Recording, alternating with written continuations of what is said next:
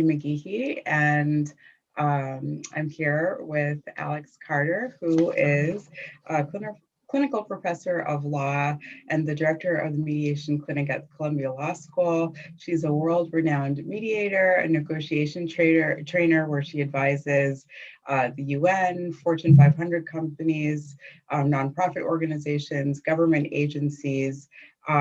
Last year in 2020, on top of all of that, she came out with her first book, which I have right here, Ask for More, 10 questions to negotiate anything. So we're going to talk about that. And she's also a fellow Maplewood resident, fellow Maplewood mom and badass. So we are so thrilled to have her as part of our Women's History Month programming that the Township of Maplewood is presenting as part of Soma Celebrates Women. There have been some really amazing events all month, and if you want to check some of those out, you can go to somawomen.org for more information. So thank you so much, Alex. It's so great to see you. Oh, it's great to see you. Thanks for having me, and wanted to extend my thanks also to Mayor McGeehee and Nancy Adams, who I know, committee woman Nancy Adams, who's been doing so much of the programming for Soma Women, and also Village President Sheena Collum from South Orange. It's great to be amongst powerful women, and I'm thrilled to have just a fireside chat with you. Normally I'm up and I'm teaching, and I love that this can be a conversation between friends and fellow working moms. Yes, I know. This is our new normal. I think the last time we saw each other in person, we were outside of, where were we? At Coda, having lunch on a random Sunday afternoon with the warmers in it, but it was lovely. I was. So how are you doing in all of this? If we're over a year in now of working and Zooming and all of that from home, how's it going? So it's an interesting and good question. I think in the macro, I feel incredibly fortunate. You know, my family is largely vaccinated at this point, and all of my loved ones, I'm knocking on things, have made it through the pandemic. And I feel really fortunate, Marie, that I'm, in stable employment. And in fact, things have been really rosy for me in terms of the amount of work I'm getting and taking on. I'll say as a working mom, it's frequent that I feel exhausted at the end of the day, right? And that's without sometimes having taken off my sweatpants all day. That's without a commute to New York City the way I was doing pre-pandemic. Pre-pandemic, I would be on a plane almost every week after teaching a full week at Columbia to go to a different client every week somewhere in the world. So it's different. And yet I feel there's so much that's on our plates that I talk to a lot of women who say, I just feel really tired, and I'm there with you, fulfilled, but very tired. Yeah, totally. I can relate to all of that. And we're going to get into that in a little bit. But before we get into the heart of the interview, I always like to start out with some fun speedrun questions. Ooh. So just answer with whatever comes to your mind. So you have an amazing resume and bio, but tell us something that we wouldn't know about you by reading your bio. Oh gosh, what wouldn't you know? So you probably wouldn't know that I used to be more socially shy. And when I went to college, I wanted to figure out a way to make friends and feel more comfortable in social situations. And so I decided, Marie, that I was going to run for student government at Georgetown, which is a serious endeavor. I took myself very seriously. And as part of that, I knocked on every door in the freshman class. And it was really hard for me. I would sometimes walk a floor, go into the ladies' room, cry, wipe my face, go down to the next and do it. And it was really character building. I ended up getting on the student government, and that was a great way for me to meet and connect with people. And I realized then that I felt much more comfortable in group situations and even in front of a crowd when I had something substantive to say. So it was kind of a turning point that helped me get a lot more comfortable with being out in public. That's amazing. I can relate to that. I'm naturally shy myself, but yet I chose a career in public relations to torture myself. That's like a whole nother show. What was your favorite thing that you binge watched in quarantine? Oh gosh. I'm trying to, do I go with the elevated answer or do I go with maybe I'll do a high low. Yeah. So I've really enjoyed watching The Crown, and my husband is a Oh, history buff. And so yeah. frequently he'll be watching the TV and saying, well, I know how this turns out. For me, I history wasn't my strongest subject. So there's a bit more suspense for me and how some things turn out. So I've really enjoyed that. And I gotta say, I was fascinated by Tiger King, right? Who Oh else my here God. binged Tiger King early on in the pandemic? That was probably the low for me. I can totally relate to The Crown. Tiger King was a revelation for sure on so Yeah, many levels, yeah. right? Um, who is your favorite woman leader? Oh my gosh. Living or dead? Living or dead, actually. Living or dead? You know, I've been thinking recently about Shirley Chisholm, right? Hmm. The first Black woman to serve in Congress, Yeah, and reading more about what that campaign was like, and thinking about, having the incredible courage and intestinal fortitude to push forward in such a public way, right? In order to be the first.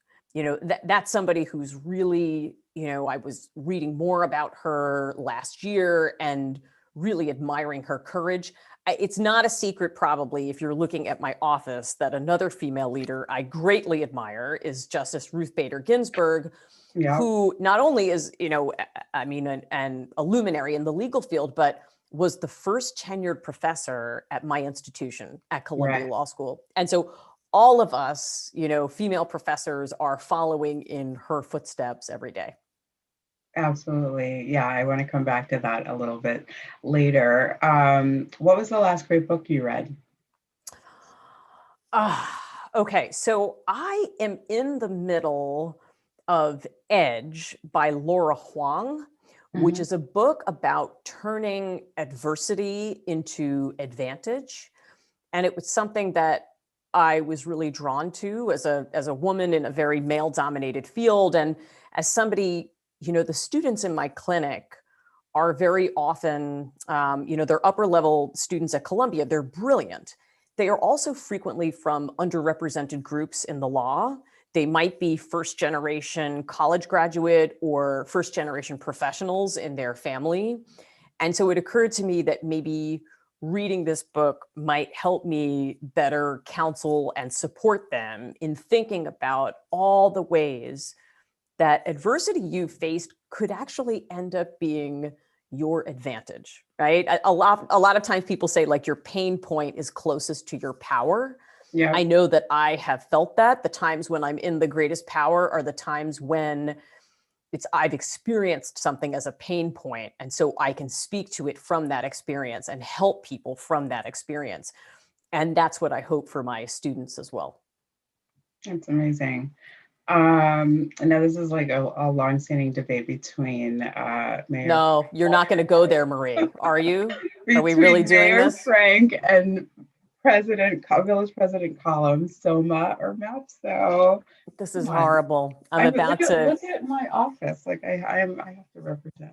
I'm about to betray my town, but I feel like Soma rolls off the tongue. Sorry, I've been saying Soma for a really long time. This is where, Marie, half the people are going to drop off the webinar. They're going to say, "This is it. Totally. I'm not listening to another word." But I say Soma. We should really do a poll. Feel free to put in the chat what you think the correct acronym is for our town. Totally. I love it. We'll look back at that. And then I know you're like obviously you've been all over the world. What is the one place that you miss going to? The one place I miss going to, sorry, I was distracted by my husband weighing in the chat. Look at this. Okay, so Missy says Mapso. Greg says it's a good thing I'm not running for re-election. Sorry, honey. Carol weighs in with Thank you, Mapso. Carol. Look at this. This is, the crowd is turning against me. That's okay. I'm comfortable taking an unpopular position. So the one place that I miss going, this is going to sound maybe not what you were expecting. I've done a ton of international travel. Yeah. One of the places that I've been the most is Brazil. I have a whole, family there, a professor who's become like a sister to me and family who feel like my own. And I go there all the time. So if I were going to say a place where I wanted to fly on a plane, that would be where I would go. But to be honest, the place I really miss going, and somebody here is on the call tonight, I think my friend Alana is on, I miss going to Live Breads and parking myself right in the coffee house and drinking coffee and writing. Like I miss the everyday things. I miss kind of sitting outside the Able Baker on the grass, right? And having a scone. I used to never sit inside. I'd sit on the bench or the grass in front of I think it's an insurance company. Yeah. I miss being able to go inside hopscotch and buy presents for my daughter. It's really the everyday things that I miss the most. Yeah, no, I can relate. That just the things that we didn't even think about, for sure. All right, so how long have you lived in Maplewood, and what brought you and your family here? Tell us a little bit about your family and what brought you here. Well, so this is going to end up being a story of a negotiation that I lost. So Greg and I, and my husband, for those who don't know, is on the Maplewood Township Committee, Greg Lembrick. So Greg and I were newly married, and he especially, I think, was feeling constrained by our space. We were in a one-bedroom apartment on the west side, Midtown, in Hell's Kitchen, and started dreaming about more space. We didn't have kids at that time. We weren't sure what our plans were. But 4 of his suits took up an entire closet. So it seemed like maybe we needed a little bit more space. So he said, how about New Jersey? And thinking I had the upper hand, I was like, all right, yeah, we'll move to New Jersey if you can meet the following list of demands, okay? I want a pre-1940s home. I want a university town. I want at least one Ethiopian restaurant, and like a list of demands. And what I think I was trying to get at was, I wanted a place that was progressive, that was diverse, that wouldn't feel as though I was moving to some kind of Stepford suburbs situation. Yeah. And he came back to me and, to my surprise, said, there are 2 places we can move. And I thought, 2? And he said, yes, we can either move to Maplewood or South Orange. What do you think was the other place, Marie? Montclair. Yes. And Maplewood, South Orange was a little closer. So we started there first. And on the second day we looked, we fell in love with a house and we bought it. And then waited another few years to have a child. And so it was just the 2 of us rattling around in this house in Maplewood in the suburbs, and we've grown, obviously, incredibly happy to be here. That's amazing. Yeah, similar story. We moved from Boston and, because I got a new job. And so we looked at every suburb from the town that my company is in to here. And, Frank, having grown up in Chicago, was like, if I'm moving to a suburb, and this is true when we lived in Boston too, I have to live in a walkable suburb. A similar, you probably had identical list of demands, right? So every time when I was like house hunting or whatever in New Jersey, I would call him back in Boston, and he would be like, "What did you pass to get to the house that you're looking at?" And if I said anything like a pasture or a nice horse farm, no, cows, he would hang up. Until Maplewood, South Orange, and Montclair. So.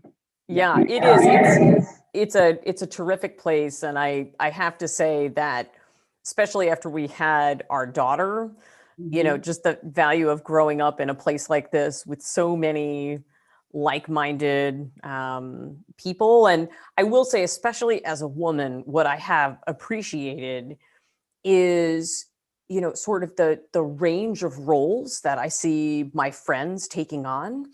Yeah. I'll be honest that in other New Jersey towns that I've had exposure to, there's been more of a divide between the moms who work outside the home full time and the moms who are in the home full time. Yeah. And one of the things I love about living here is that I have friends who are predominantly home and are PTA presidents. I have friends who are part-time or in business for themselves. And I have friends who are, full-time corporate and traveling all over. And yet we all have common ground and things to talk about. And so it's this lovely supportive ecosystem where there have been several times, by the way, that I've messed up the school schedule before when our kids were physically going to school pre-pandemic. And I would forget to pick my daughter up at the appropriate time. And 20 minutes later, my stomach would drop. And I would get a text from one of my local moms saying, hey, by the way, Caroline's with us. We brought her home and gave her some pizza, right? That is the community we're in, feeling Yeah. like you have that safety net and moms having each other's backs. That has been so lovely and which I truly appreciate. Absolutely. Yeah, they're amazing, amazing community of women in this town for sure. You mentioned your list of demands. So what has become your favorite small business in Maplewood and South Orange? Oh, that's not fair. I mean, I have a lot of favorite businesses. I am thrilled that Lorena's is going to take that new Yeah, giant space at the Cassidy. I have to give a shout out to the folks at Freeman's Fish. I yeah. shop there a lot. And you're in a neighborhood store when you walk in and you're saying, I'll have some salmon. And they're like, how's the book going? How's it selling? And what kind of stuff are you up to? Are you teaching virtually? What are you doing? It's so lovely, the feeling that you're kind of home wherever you go. So I'm frequently in Freeman's. And I have to say, our bookstore, Words Bookstore, showed up in such a major way for me. If anybody is motivated, you could go back through my social media to the week my book came out in early May and find pictures of me crying all over social media, because Words Bookstore did an entire window of Yes. just ask for more. And my friend Jamie Meyer, who's on the phone tonight, I believe, and is a local photographer and influencer extraordinaire, she is. She did a shoot of me because I didn't get a book tour for you. Like, Right. I thought I was going to be in Words reading to all of you, having achieved this like big milestone with all of my family and friends there. And it sounds trivial because so many people lost so much bigger stuff in Hmm. 2020, Hmm. but it was really hard not to have it happen the way you dreamed about it happening. Of And course. so, like, walking around the corner and seeing the entire display all in my book, yeah, Jamie has, an entire roll of pictures of me just weeping, but I've been so grateful for their support. It's amazing. And it is amazing to have like your book on display in your neighborhood, you know? It's still so strange. I still, I get pictures from people I've never met around the Mhm. world taking pictures of themselves with the book, showing Mhm. it to me with their highlights and their notes, writing to me to tell me that they just got a raise, or they just finally asked for a promotion, or they finally got their husband to take off his shoes when he came in the house. Whatever your negotiation goal is, that was a real note that I got from someone. It's unbelievable. It feels, honestly, I know this is Women's History Month, it feels like birthing another child, that you work really hard on Yeah. something for so long. And then all of a sudden, after a lot of pain, that thing is out there in the world. And it's like a lasting legacy of the work you did. Absolutely. That's amazing. I was so happy for you when the book came out, you know. But before we get to it, just switching gears, I mean, you're before you even got to the book, which is an amazing accomplishment in and of itself. You have such an amazing career, right? And oftentimes, what people focus on is like all of the titles and the accolades, but they don't see, like the beauty and the struggle, right? Everything that it took to get there. So as you were coming up, what is the most significant barrier that you had to overcome, to get here? And, how did you break through? Oh, gosh, that's such a good question. So to be really real, I have found that my biggest barrier has been inside the four walls of my own brain. You might look at somebody with my resume and say that person was born asking for more, or she always had a lot of confidence.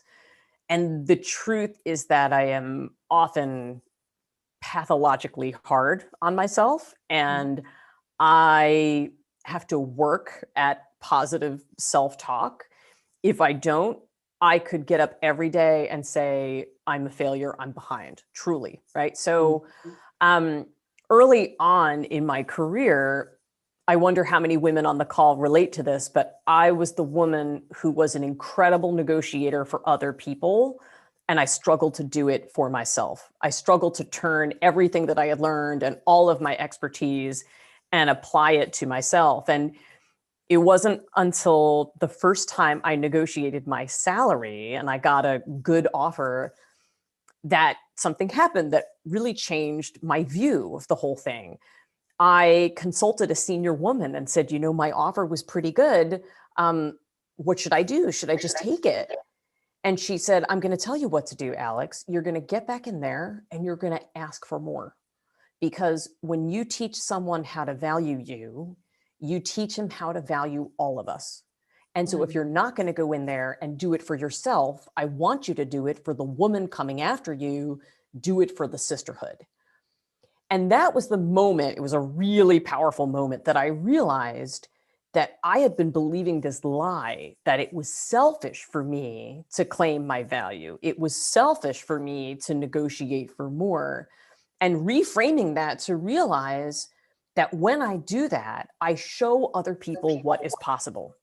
And so I normalize what it is to be a woman who is standing in her worth and who is negotiating for it.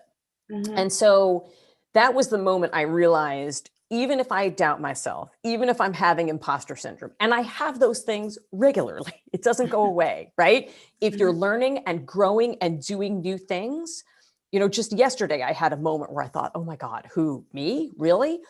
But normalize it. Even now, 100%. I do. And so I want to normalize that. It doesn't mean that there's anything wrong with you if you are having that self-doubt or that imposter syndrome. What gets me through is saying to myself, Alex, you're going to be the example. You're going to be the example of somebody who struggles with negative self-talk, who struggles with perfectionism, who struggles with imposter syndrome, and you're going to overcome it. And you're going to show people. Lee Hurley is on. Thank you so much. And Sheena, sending you a big kiss for that comment. So I will say, Marie, I do. I remember, in fact, reading Michelle Obama's memoir and thinking, oh my God, her too. She struggled with imposter syndrome. I'm feeling a little bit better about mine. And how about you?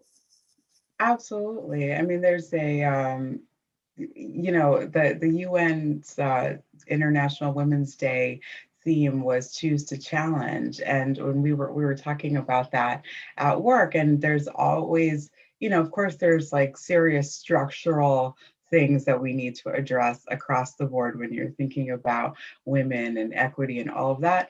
But one of the biggest things that we also need to challenge, to your point, is us, our fears, the things that, like if you were walking through Times Square, right, and someone were to play on a loudspeaker the things that you say to yourself, or would you say the things that you say to yourself to somebody else? It's terrible. Like the things that we say to ourselves, yeah, Would you be proud if that was played on a loudspeaker for the whole world to see? It's really tough. So we need to give ourselves a lot more grace than we do, for For sure. sure. And if I could say a word about that, I think the fact that the biggest obstacle I've faced is inside my own head is also a reflection of my tremendous privilege. You Mhm. know, I had parents who supported me through a college education, Yeah. right? Who set me up with a safety net for success. I've been in professional environments where, yes, I experienced some sexism, but I never experienced racism, you know, or other forms of discrimination. You Mhm. know, and so I want to acknowledge that, right, that the playing field is not equal. This is equal pay day today for women, but Yeah. it's equal pay day in the composite, right? So the wage gap that everybody talks about is 82 cents to the dollar, but really that's white women, you know, and my sisters of color, right? My Black sisters, my Latina sisters, my Native sisters, right? Mhm. It's not the same. It's multiple wage gaps. Right. What I do come back to though is, you know, even if, right, you are a woman of color and you are facing discrimination in the workplace, I think the internal work then becomes knowing and believing and breathing in that that is not about you, that that Mm. is an environment that is not supporting you and Mhm. does not deserve you. And knowing, right, that you deserve not just equal compensation. I want to even go beyond that, right, to say that you deserve all of the support and the resources that are going to enable you to thrive in that role beyond day one, right? Yeah. And so that's the internal conversation around that. And the opportunity, just simply the opportunity. Talent is created equally, but opportunity is not. And knowing how to, all of the things that you need to do to get those opportunities. It's not always obvious. You It's not. know. So let's talk about the book. What was your inspiration for writing? I have to put it up. Oh my gosh, thanks so much. So, what was my inspiration? You know, a couple of things. One is that I had read a lot of the traditional negotiation books, and I really didn't see myself in any of them. A Mhm. lot of them, frankly, read as really male Yeah. and with techniques that I might use on somebody that I would never see again. You know, if I was going to go into another state and buy a car at that car dealership, maybe I would try some of this stuff with somebody I would never see again. But for the majority of negotiations in my everyday life, you know, life is a relationship sport for the most part, right? And so all of the things that I need to succeed and thrive in my professional life, I'm going to be seeing those folks over and over again. And so I needed something that would work for that.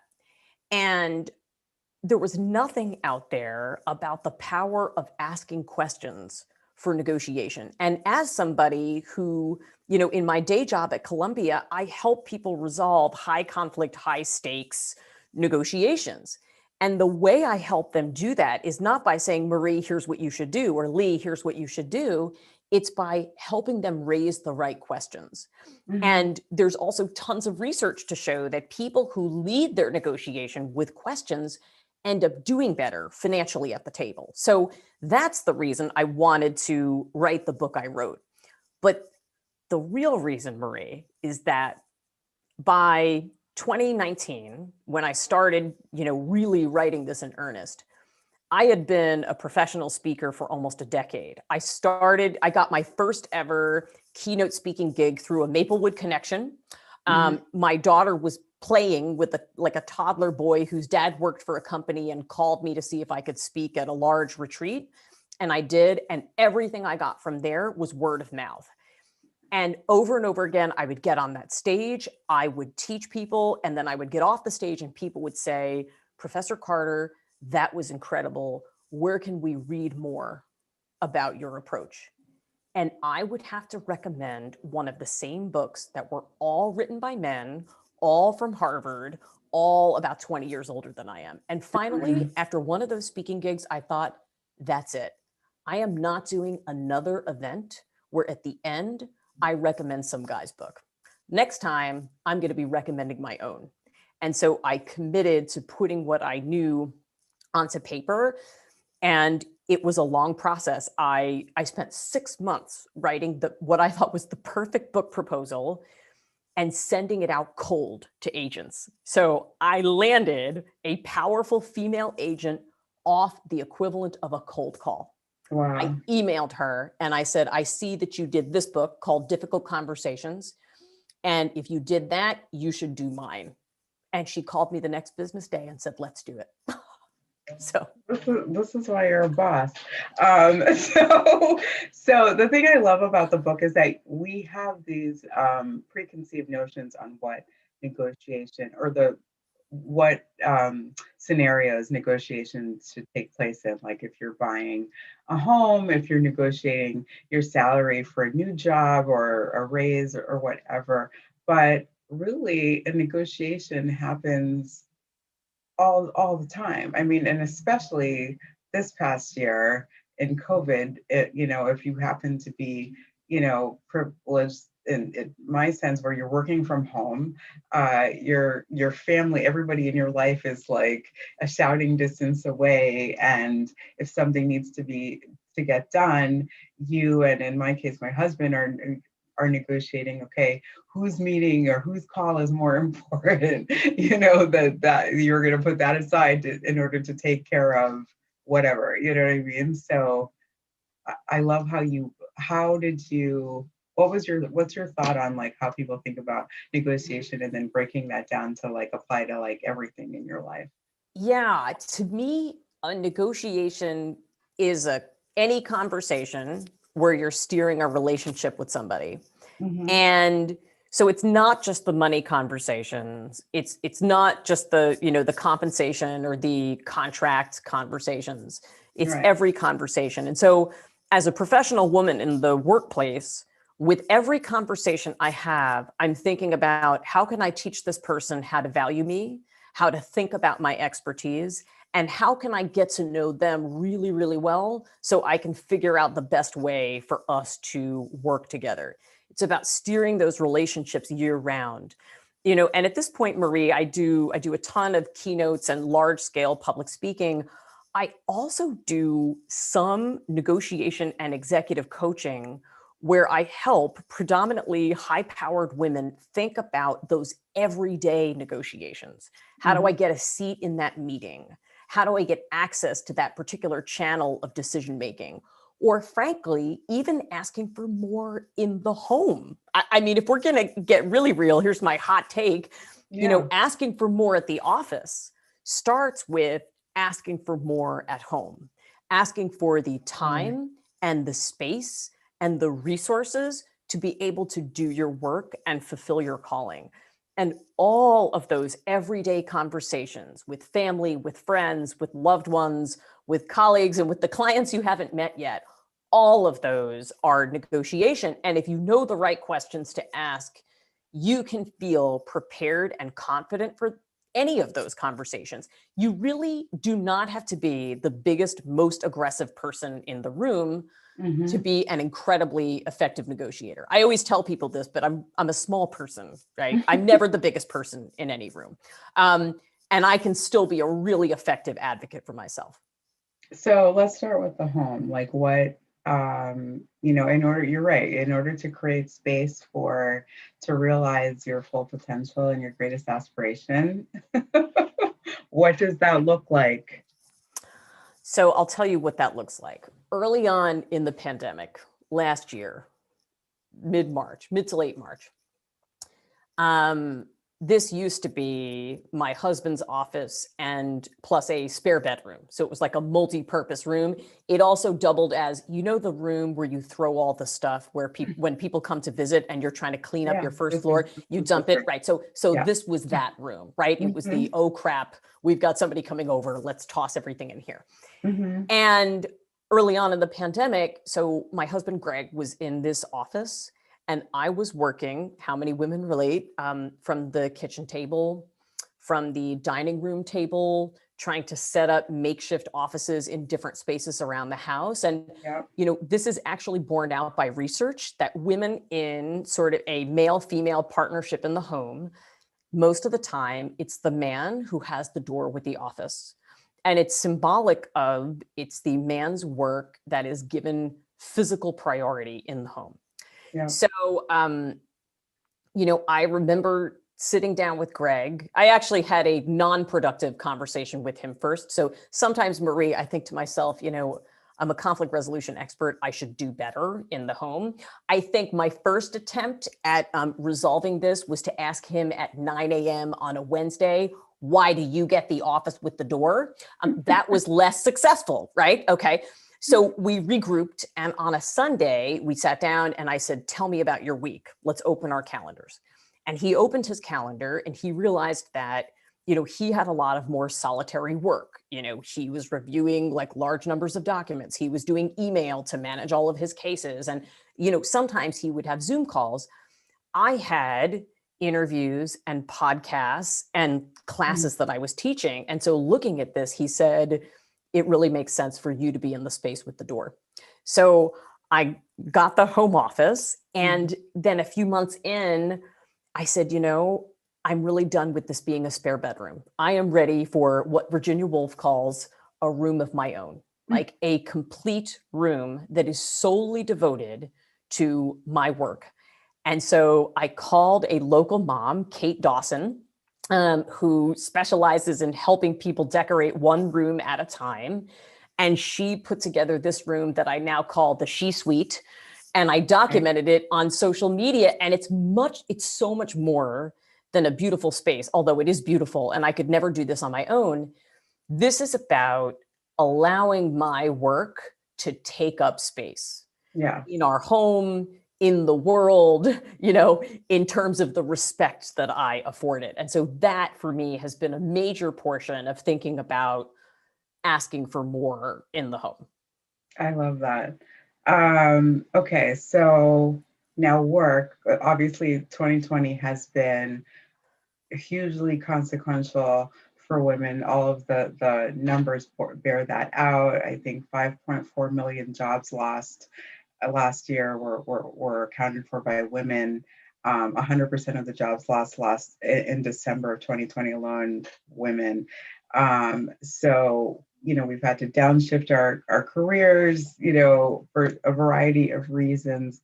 But if you're in a situation where you're able to not only survive, but thrive, there's still a lot of uncertainty in the job market.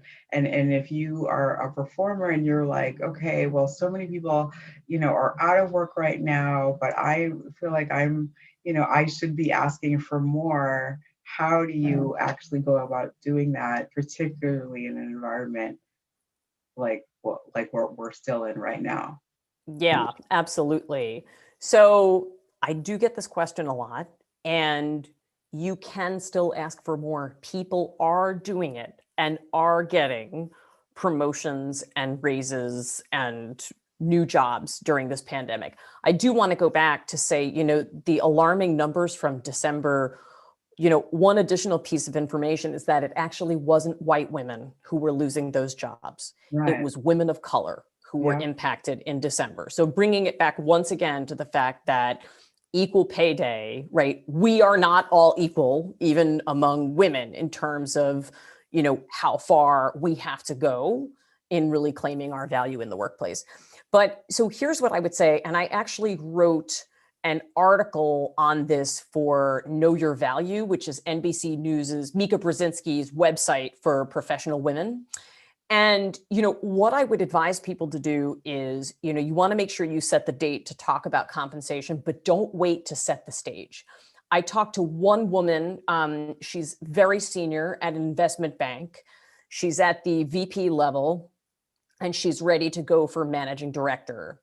And she engaged me in advance to talk about that process. And so we started months in advance, lining up her allies and advocates, thinking about who has the power to help make this deal, who can provide information to the people who can make this deal, and who has the power potentially to kill the deal.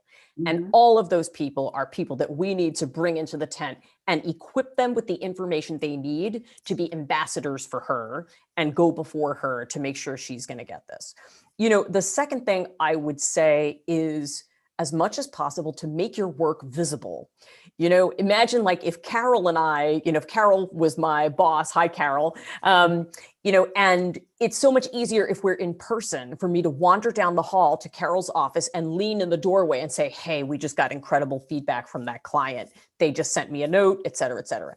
Harder to do that on Zoom. And so we have to get used to writing emails, setting regular check-ins to say, Marie, I just wanted to report back. We had incredible results, really proud of what we achieved here, making our work visible.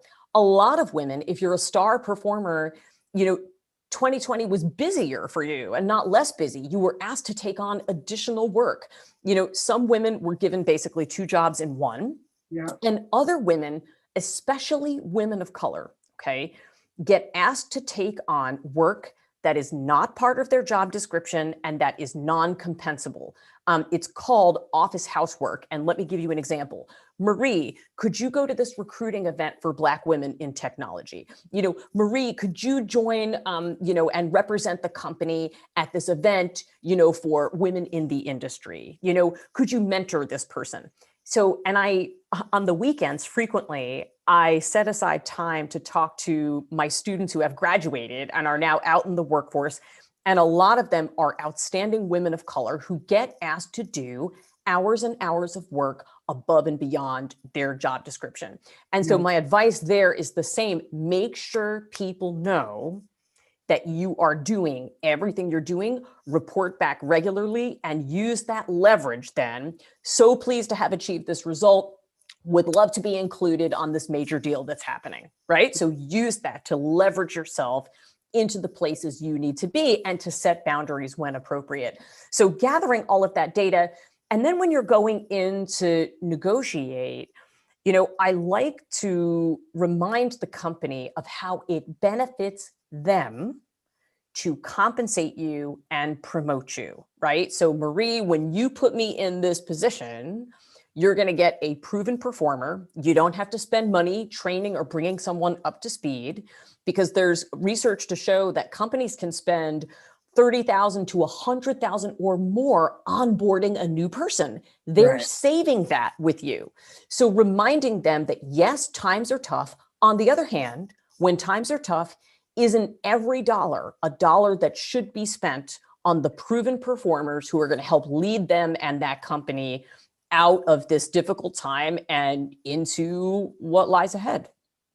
Yeah, no, absolutely. One of the things I think that we were sort of groomed as women to sort of the whole notion of keeping your head down and let the work speak for itself, like just horrible advice, right? I mean, and it's not about like it's not about who you know, it's about who knows you, to your point, and it's all about your reputation at the end of the day. Yes, Iori, I hear saying, don't be humble. Right. In life, truly, especially as a woman, you do not get what you deserve. You get what you ask for. Correct. And even now, Marie, it's remarkable how much like of what I have done to date is as a result of asking people for it. My book deal was as a result of me believing in myself and my idea enough to shop it cold to a big agent and say, you should take this. I did an event last night on Clubhouse with Mika Brzezinski of MSNBC, because 2 weeks ago, I wrote her and her team an email and said, hi, I've been on Clubhouse a lot. I have a following there and I have a team that helps me set up events. We should do something together for Women's History Month. And they wrote back and said, that sounds great. Let's do it. And now we're doing regular rooms. So truly, I've found that the more I stretch that, you know, build that muscle, and extend myself and say, here's the value I can bring, we should collaborate, the more positive responses I get in return. I don't get all positive responses. I still get no's. I get rejections. And part of growing is knowing that the no is not about you. Right. You know, may mean that that person doesn't have enough information, it's not the right time, or they're not the right partner for you. Yeah. And that's amazing, because going back to what you said before, is that sometimes the biggest barrier was yourself. You've had to. So did you have a mentor? Like, how did you get over that hump?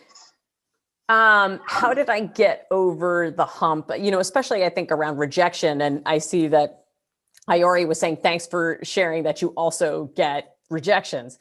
So what I do, and I actually teach a course on this. I launched a digital course in January about how to become your own best self-advocate. And I'm doing it again in May for Ask for More's first birthday. But one of the things I talk about is the story around no.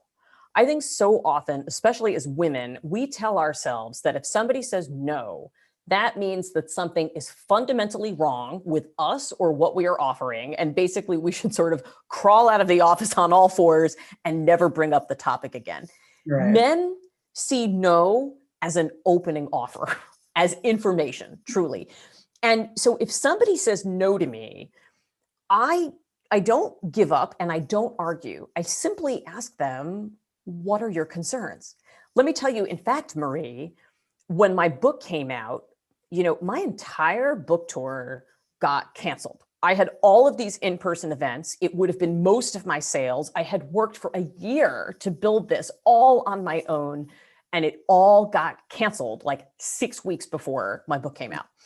And so everywhere I turned, I heard a no. People saying, well, we've canceled our in-person events, and so we're canceling the digital events too. And I'm not going to lie, this even included Words Bookstore. They were going to do my book launch, and they were like, we can't do it, and we're not doing a virtual event. And you know what I did? I put my head down on the desk and I cried. Okay, so that's the first thing I did, is I cried for 10 minutes and I felt really sorry for myself. And then I remembered that I wrote a book called Ask for More, and I was going to persevere through this. So I called every single one of those places and I said, what are your concerns with doing a digital event? First person said, company said, Alex, we've never done one before. We don't have the staff to run a digital event. And I said, would it help if my team did it? And they said, actually, yes, it would. We did the event. Second company, I called them up and I said, what are your concerns with the digital event? And they said, we're not sure our employees would want it. And I said, well, how might we find that out? And they said, well, I suppose we could survey them. They surveyed, people wanted the event. And then I called Jonah from Words Bookstore, okay? And this is real. So we're on the phone and I said how much I'd been looking forward to my launch at Words, and it was like the thing that meant the most to me, and what were his concerns with the digital event. And do you know what he said to me? He said this, incredible guy. You know, Alex, I'm really hurting for people right now. It feels like there are so many big problems happening, and I'm struggling to think about doing kind of a promotional event at a time when so many people are suffering. And I said, you know, me too. And actually, when I think about a book event, I'm much less comfortable doing promo and much more comfortable teaching from the book. And what if we ran it like a training for local business owners who'd been impacted by coronavirus, and I could give them tips for negotiating their rent or bills or other things that were on their plates, and maybe we could raise money even for a charity. So as you know, because you and Frank were both there, we raised money for Mend, you know, a local network of food pantries. We raised over $3,000. We did the event. We had hundreds of people from all over the country, some international, on the call, who got to hear tips to help them. And it's all because we persevered past the no and found a way to work together. So having those in my back pocket gives me courage to know that no is not the end of the story. I can persevere. And if that doesn't work, then we weren't meant to work together at this time. Absolutely. There's something that you say in the book about listening for what is not said when you're negotiating. And so that story is really about that. Say more about like listening to the unsaid and how do you sort of use that as a strategy when you're negotiating to get to the yes. Yeah, I think, and it's much harder virtually, let's be honest, right? If somebody's in front of me in person, there's so much I can observe about their body Mhm. that tells me without a word what they may be feeling and what's important to them and all that. I'll give an example. I recently mediated a case with, so this is a US government case. So I mediate discrimination cases where employees of federal government agencies are suing our own agencies for employment discrimination on various grounds. And I got a case referred to us from DC, from an agency, I won't say which, with an attorney I'd never dealt with before. And the judge ordered it to go to mediation. And this attorney, when I tell you, Marie, she sent me a series of the spiciest emails, okay? Like, what's your authority to do this mandatory mediation? I don't think that's legitimate. I sent her a basic agreement to mediate. She redlined it, marked it all up. Nobody ever does this. And I kept trying to meet with her to talk through her concerns, and she refused. She said, I'll see you at the mediation. So we get to the mediation, and I finally get her on video. And on video, I see her kind of like getting her kids off to, daycare, or like having her partner take care of this. And I noticed that she said, I don't normally use Zoom. I had to download it for this occasion. My office uses Teams, and I just looked at her body language and I said, instead of saying, let's talk about the agreement and how I'm not going to accept any of your revisions, I looked at her and I said, so let me take a guess. Okay. 2 weeks ago, you get an order from a judge that you haven't been before ever to mediate with a person you've never heard of, who then tells you to download a program you don't normally use and to be available at a time when you need to make alternate arrangements for your kids. Did I miss anything, or did I cover all of the ways in which I've blown up your life over the last 2 weeks? And when I tell you, she laughed. And right then I was like, we're going to be okay. And she said, no, I think you covered it. Right. And from there, she accepted she accepted my agreement in full. We came to an agreement on that. We settled the case. She wrote a testimonial about my program on LinkedIn a month later. Like, truly, I think sometimes it's much less about like the numbers and arguing and all that, as just observing someone, reading the stress on her face and thinking, this is just another working mother trying to figure out how to put it all together. That's it. Right. Yeah. And having that point of commonality without her saying really a thing, I think really helped pave the way for a much better negotiation. Yeah, and that's been such a big insight for people, especially during the pandemic, leading with empathy and compassion and just really knowing how to read the room, even if we're virtual. It's so important. It is. It really is. Let's talk more about like work-life balance. Well, first of all, I hate that term work-life balance because it's like the biggest fallacy ever known to man, and they throw that at us all the time. So talk about why that's such a farce, and what have you been doing to sort of juggle all of it? Yeah. So I'll say earlier on in my career, I received sage advice from a friend of mine who said to me, Alex, don't ever look at work-life balance over the course of a week. Look at it over the course of a year. I thought this was so wise because there are times when it's pretty lopsided. I'm working really hard. You've experienced this, right? You have a new initiative, you have a crisis, you've got to travel, whatever it is, and you are so engaged at work and really pouring in your energy to help your team and your company. And then there are weeks where I have a lot more space, and I'm able to take walks and take adventures and all of that and really like pour into my family. So I would say that's the first way that I think about it. And it helps me have more compassion for myself. The other thing I would say is I hate balance too. I don't even know what that means. I think I don't want a balanced life. I want a rich life. I want a complete life. And Mm-hmm. for me, a complete life is having a career and truly a calling. I mean, I am so blessed. I wake up every day doing what I know I was called to do on this earth. I do that as my job.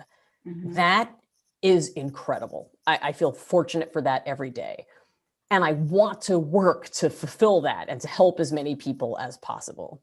Mm-hmm. You know, I also, for me, a rich life includes my family and my friends and time in nature and time on the Peloton, right? And doing all of the things, sleep, food, that nourish me and sustain me and make me a full and complete human being, right?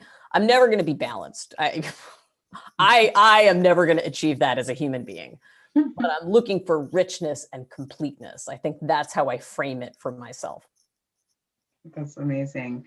Earlier, when you said that you put your head on the desk and cried for 10 minutes, it made me think of a quote from Stacey Abrams, where after she lost the gubernatorial race in 2018, she said that she sat Shiva for 10 days and then she started strategizing, right? So we've talked, you've brought up women of color throughout this conversation, but talk about, I mean, this, in addition to the pandemic, which has been so consequential for women and especially women of color, we've also seen, we've had some amazing challenges, but we're also some historic triumphs with what Stacey Abrams has achieved to lead to Kamala Harris's election and so many of the other things that she. So talk about the historical significance of that, and then also what you hope for from a policy standpoint.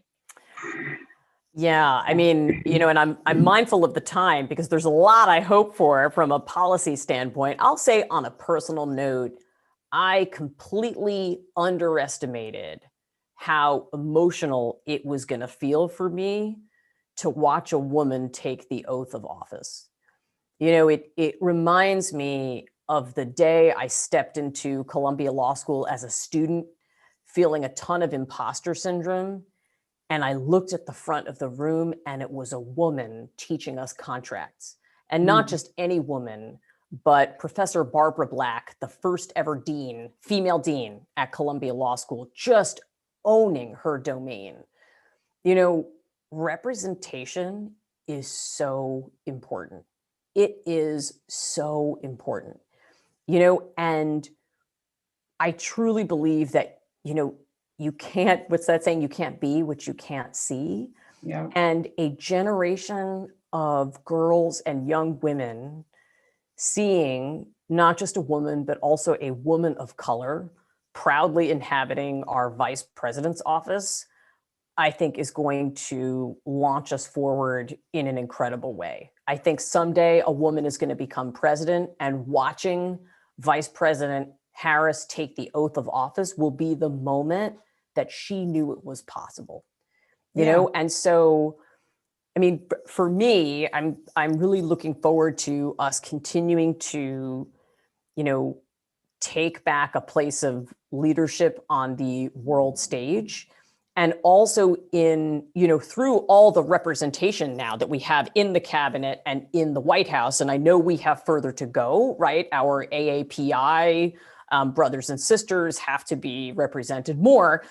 I'm hoping to see policy that really reflects a more compassionate and inclusive view of what it means to be American. Totally. And tell me, how old is Caroline now? So she is 10 and a quarter, and she has just about pulled even with mom on the height. So by the time we emerge from this pandemic, I may be looking up at her physically. Oh my gosh. Yeah, I'm experiencing that now with Madison. She's so happy to be taller than me. So, I mean, I'm convinced that Caroline is going to be our future. I say that about Caroline, and I say that about our niece Vita, who's 2 months old. I'm like, these two are like future presidents for sure. So what's your hope for, as you think about Caroline, Madison, Vita, like all the young girls in your life, what's your hope for them? I mean, my hope for them is primarily, I think your superpower as a woman is getting to know yourself really, really well and loving and respecting yourself for who you are. And that then becomes what you reflect to the outside world. And so my first hope for them is that deep love and acceptance of themselves, and I hope that my daughter growing up in a home where her mom's name is on a book, right? And her mom is out fulfilling her calling and she sees her parents in a truly egalitarian marriage.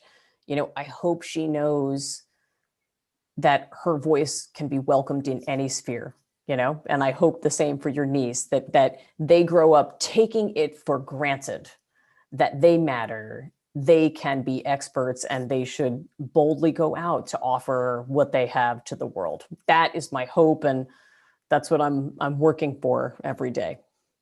Very cool. And by the way, Madison is in the same category of future president. I say Vita because she was born on Martin Luther King's the holiday, and she came home from the hospital on Inauguration Day. So I'm like, that the stars are already aligned that this is our future president. Destined for greatness. Right? So amazing. Thank you so much, Alex. I so enjoyed talking with you. And I wanted to make sure that we don't have any questions in the chat. I'm not sure. I told people they could heckle me if they wanted or ask personal questions, but I didn't see anybody asking a. We have a hand raised, and Nikki has a hand raised. Okay. Okay, great. Can she ask a question? Oh, good. Yeah, I'm allowing her to talk. Oh, great. Nikki, you're on mute if you're speaking. Oh well. Okay. Well. No. Okay. All right. Great. Well, I think that there is. Oh, my sister's on. We just have a bunch of amazing comments. So, well, thank you so much for doing this. I so appreciate you. And thank you so much to everyone on the Soma Celebrates Women committee for making this happen. Shout out to Mayor Frank, my husband, and also to Committeeman Greg Limbrick, and also Committeewoman Adams, and the entire Township Committee has been awesome and very supportive, and also Village President Collum and Summer Jones as well has been really instrumental to this. So thank you all for your support. I am looking forward to watching the replay of this, which we'll be posting, because as I was asking questions, I was also making a lot of mental notes of what Alex said. So definitely